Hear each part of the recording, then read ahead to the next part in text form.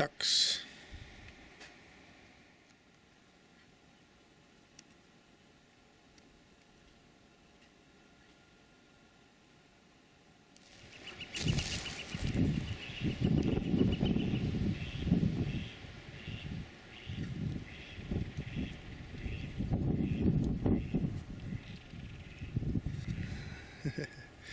That is a flushing duck.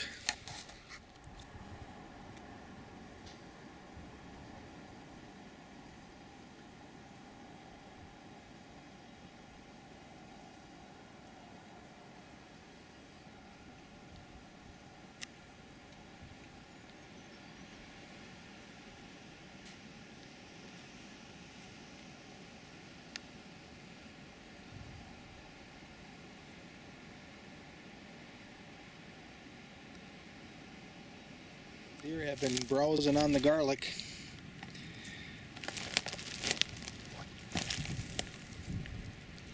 These garlics are on a hugel culture, and I don't harvest them, so they just keep growing thicker and thicker.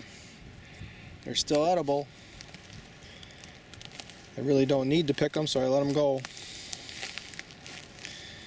There's a couple of tubes that need to be straightened out, probably from the snow. It's still frozen under there, I think. I can't even guess what I have in here.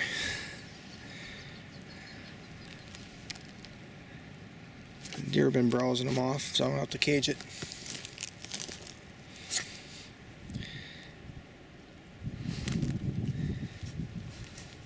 You can see the deer have really browsed down these black walnuts this year. They haven't really touched them for the last couple of 3-4 years. All but the tallest ones. Well, here's one that didn't get. That one did. But here's one they left. That's what it's supposed to look like. There's even more over here. Browse, browse, browse. We'll see how these black walnuts respond.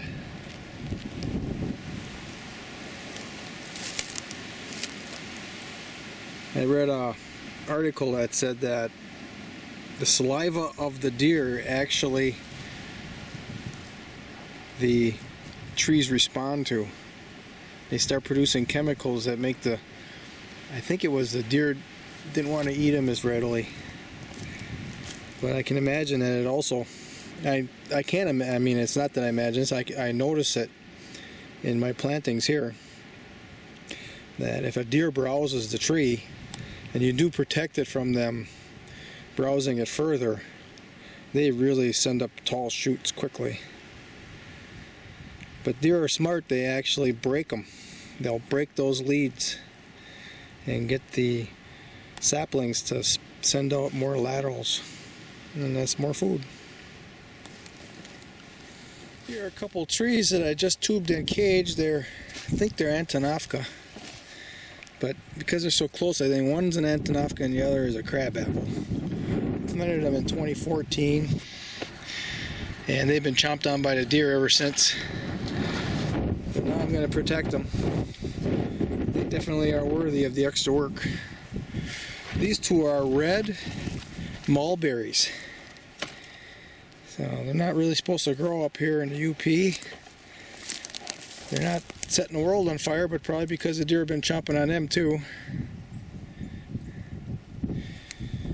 So I got them tubed, now I got to find some cages. What I'm doing is I'm taking cages away from trees that have grown over the top where the deer can't get at them. This one here is going to be harder to get off because the trees have grown into the cage, so I'm going to have to get a wire cutter.